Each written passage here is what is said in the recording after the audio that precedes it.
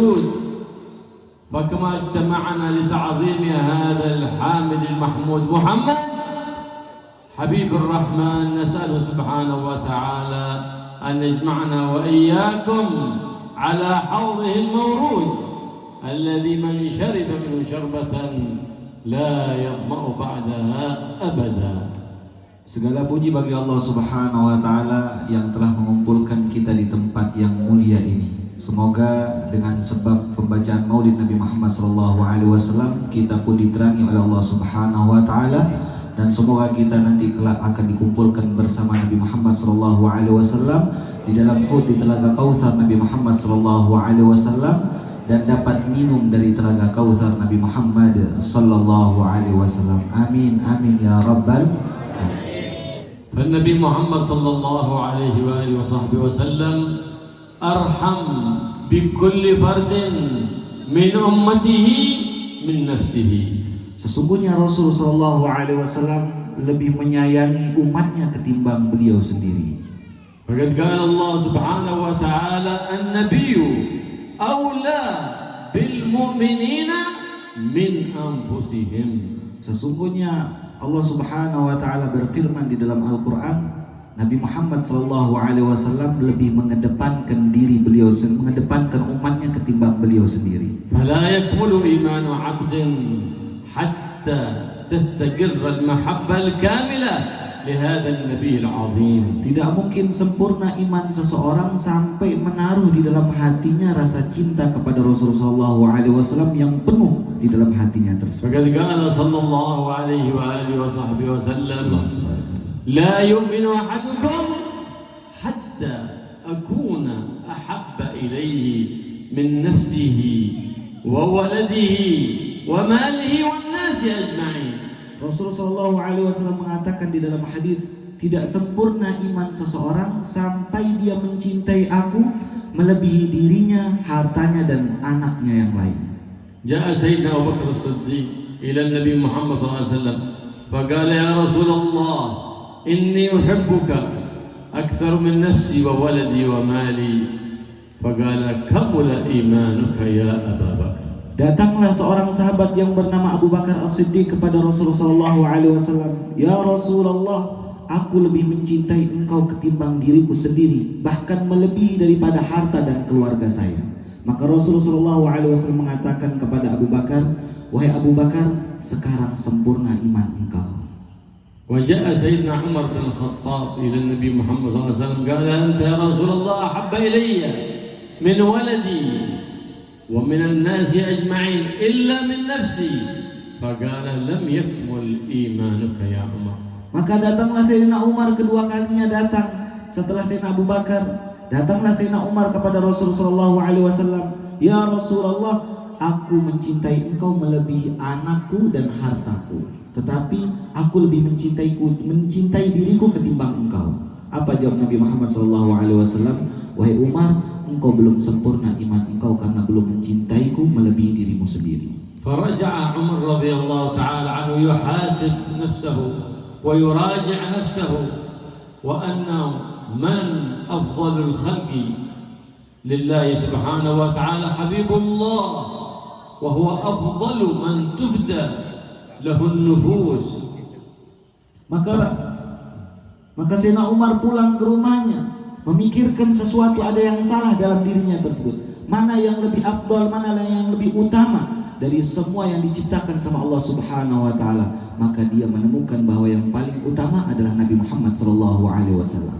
ثم رجع إلى النبي محمد صلى الله عليه وسلم فقال يا رسول الله أنت الآن أحب إلي من ولدي ومن مالي ومن الناس أجمعين حتى من نفسي. فقال له النبي محمد صلى الله عليه وسلم الآن كمل إيمانك يا عمر. Maka setelah Sayyidina Umar berpikir panjang sampai larut malam, besok paginya Sayyidina Umar datang kedua kalinya kepada Rasulullah SAW. Ya Rasulullah, sekarang ya Rasulullah, aku lebih mencintai engkau ketimbang harta dan keluarga dan semua manusia, bahkan diriku sendiri. Aku lebih mencintai engkau ketimbang diriku sendiri. Apa jawab Rasulullah SAW? Sekarang wahai Umar, sempurna iman engkau sekarang. هذا النبي العظيم الرؤوف الرحيم صلى الله عليه وعلى آله وصحبه وسلم الذي جاء بدين الإسلام ونشر الأمن والأمان والاطمئنان. Sesungguhnya Nabi Muhammad SAW diutus membawa agama Islam. Ketika beliau dilahirkan dan sampai beliau diutus di muka bumi ini menjaga ketenangan dan keamanan di muka bumi. فهو صلى الله عليه وعلى آله وصحبه وسلم جاء بالرسالة وبلغ الأمانة ونصح الأمة. Dan sesungguhnya Rasulullah SAW membawa risalah kenabian dan beliau sudah menyampaikannya semua kepada umat beliau. Bahkan sering beliau menasihati umatnya. Nabi Muhammad SAW tidak pernah menyimpan sesuatu apapun kecuali beliau menyampaikan amanah dari Allah Subhanahu wa taala. وحث هذه الأمة على الأخلاق الكريمة والآداب الرحيمة. Dan Rasulullah SAW menekankan kepada umatnya yaitu bagaimana berakhlak dengan akhlak yang mulia.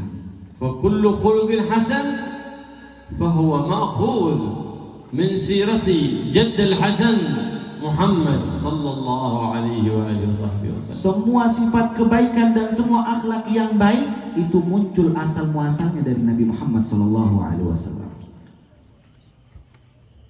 فجاء رسول الله صلى الله عليه وسلم بالرسالة وعلم الأدب للصغير والكبير وللمسؤول وللسائل وللمعلم وللمتعلم. Dan Rasulullah SAW membawa agama ini mengajarkan kepada yang kecil maupun yang besar, yang tua maupun yang muda, yang alim yang mau belajar maupun yang sudah mengajarkan, diajarkan sama Rasulullah SAW. وقال صلى الله عليه وآله وصحبه وسلم ليس منا من لم يرحم صغيرنا ويوقر كبيرنا.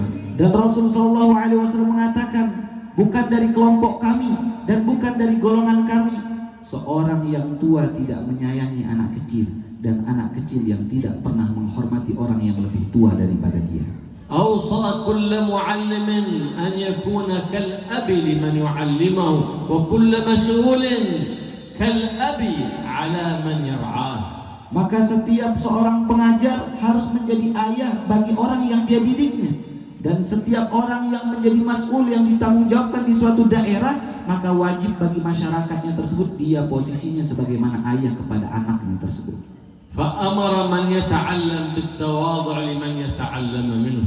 Dan sesungguhnya orang yang belajar wajib kita bertawadhu, rendah diri kepada kita tempat kita belajar. فقال صلى الله عليه وآله وصحبه وسلم لينوا لمن تعلمون.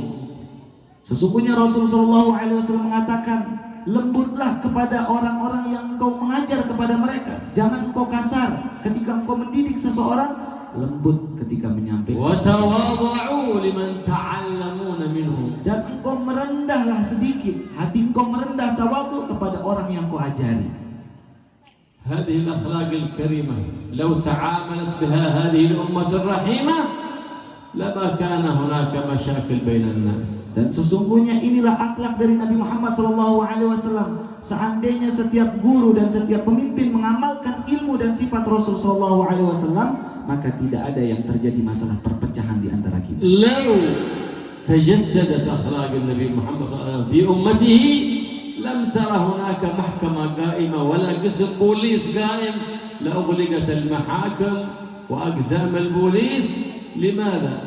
لأنهم يتعاملون بالرحمة ولا يطمع أحد في أخذ حق أحد.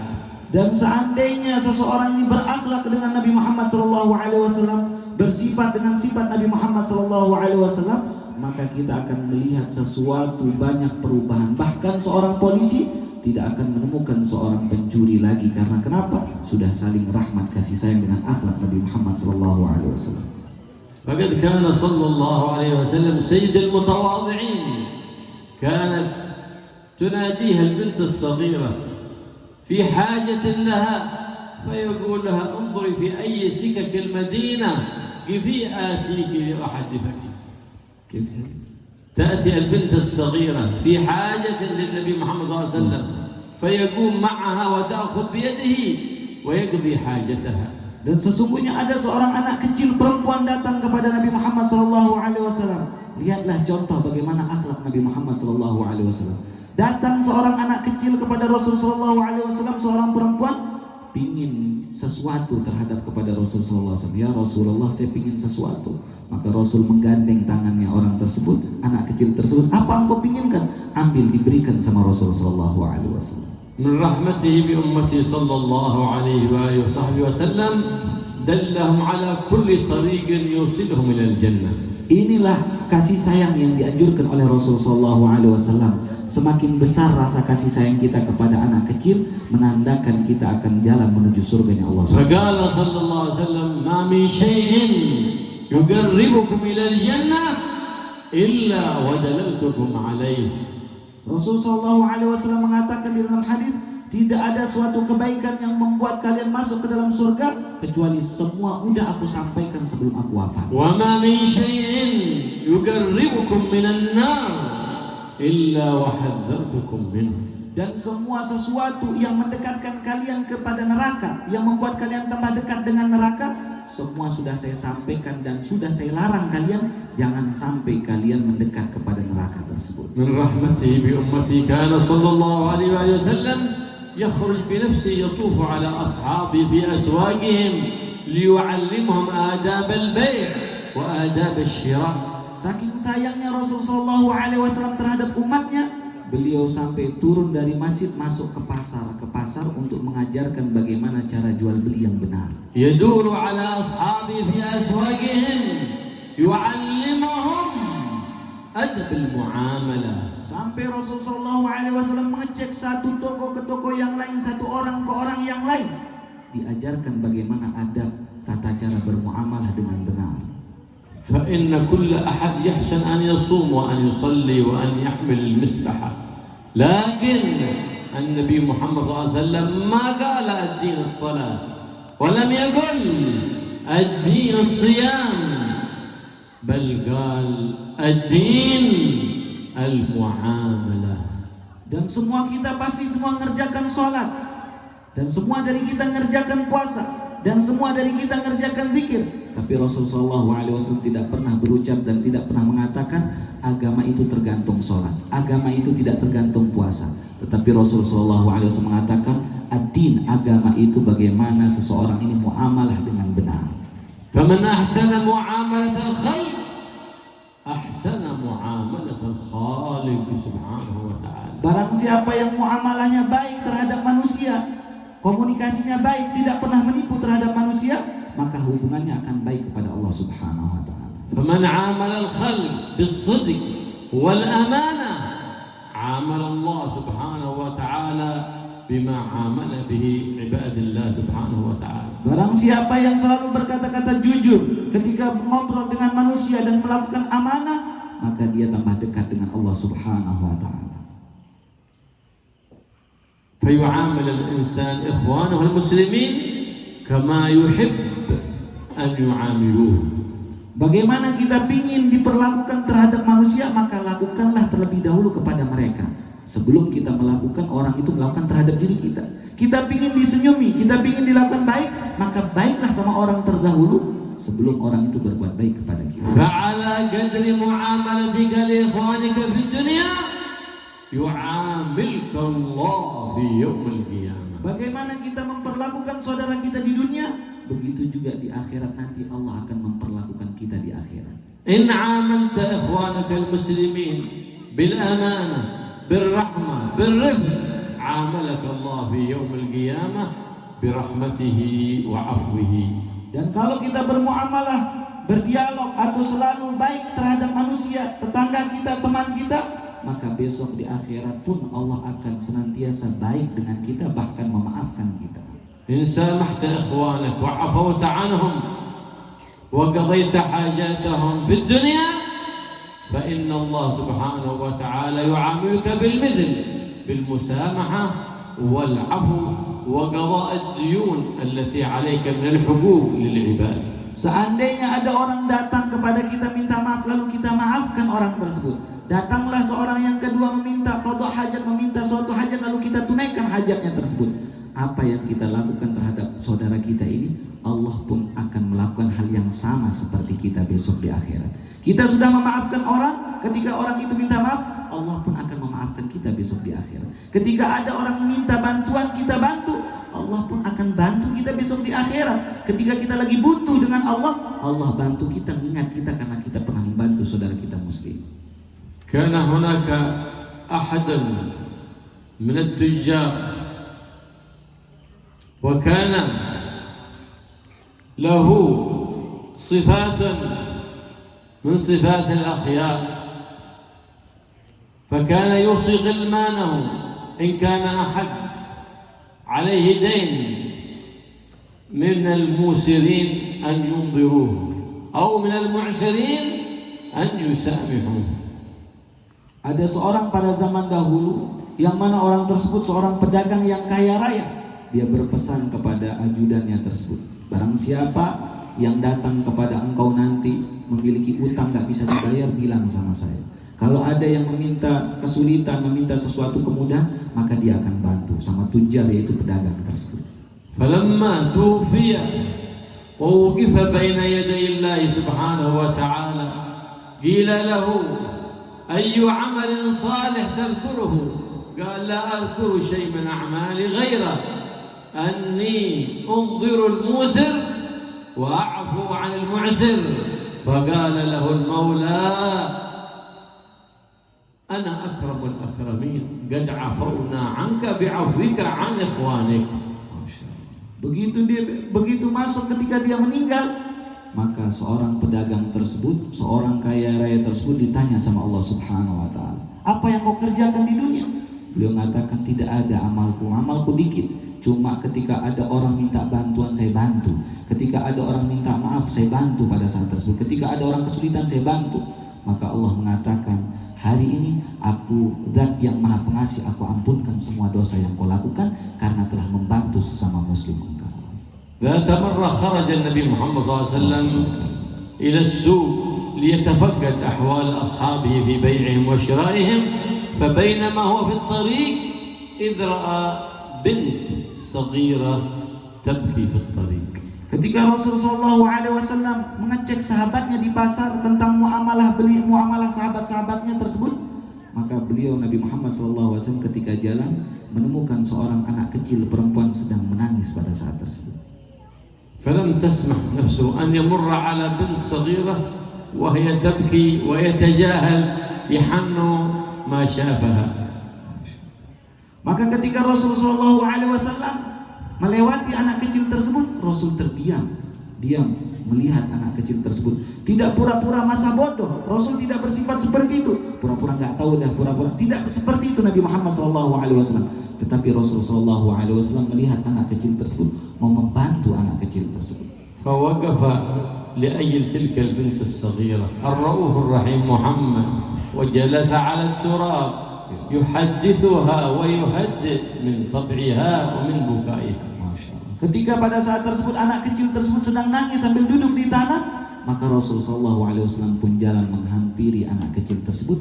Lalu Rasulullah SAW pun ikut duduk di tanah tersebut, lalu ngobrol dengan anak kecil tersebut. Inilah akhlak Nabi Muhammad SAW. Saking perhatian Rasulullah SAW terhadap yaitu umatnya tersebut. Walaupun anak kecil tidak pernah Rasul masa bodoh terhadap umat. هل نقص شيء من تواضع من مقام النبي محمد بجلوسه على الأرض أو اعتلى مقامه فوق السماوات السبع؟ Apakah Rasulullah SAW dengan duduk di tanah beliau menjadi orang yang rendah? Tidak, beliau tambah naik derajatnya tersebut. بل زاده الله رفعة ومقاما بسبب تواضعه. Dengan sebab ketawaduan Rasulullah SAW, Rasul merendah padahal beliau adalah Nabi yang terbaik, membantu anak kecil perempuan yang menangis dan menghibur. Sebab itu Rasul dinaikkan derajatnya oleh Allah Subhanahu wa taala. فسألها ما يبكيك يا بني؟ Maka Rasul bertanya, apa yang menyebabkan engkau menangis wahai anak kecil? فقال قد أرسلني أهلي لحاجة وأعطوني 4 من الدراهم وقد أضعت الدراهم. Sesungguhnya saya punya ibu keluarga telah memberikan saya 4 dirham. Begitu saya bawa tiba-tiba hilang uang itu. فقال لها خذي هذه 4 الدراهم فإنني إذا رجعت بلا حاجة ولا دراهم يضربني أهلي.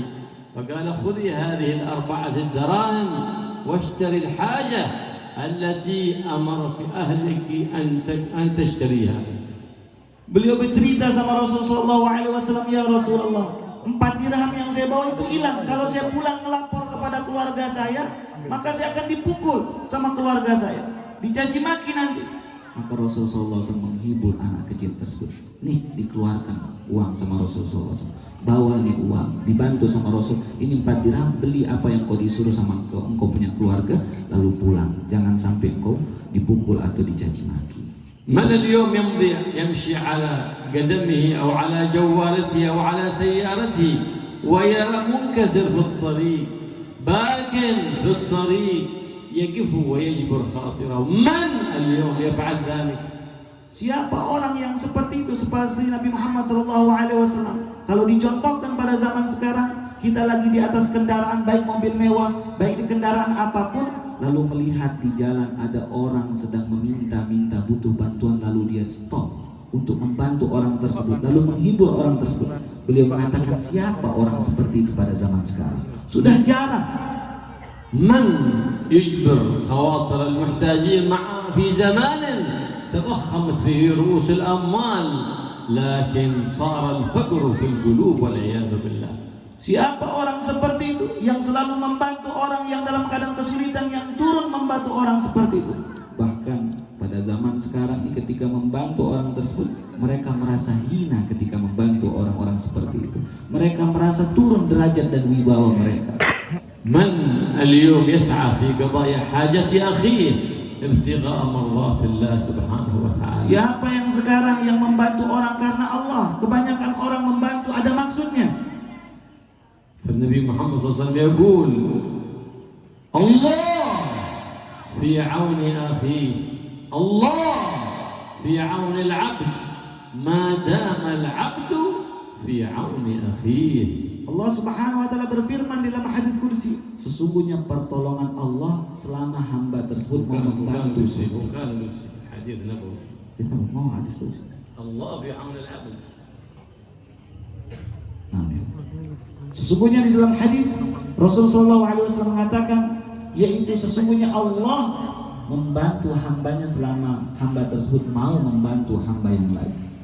ما سعى عبد في قضاء حاجة أخيه إلا وأعطاه الله بكل خطوة يخطوها تكفير سيئة وكتب حسنة ورفع درجة. Ketika seorang berjalan mau membantu saudaranya tersebut, setiap langkah kakinya tersebut dihapuskan 1 dosa.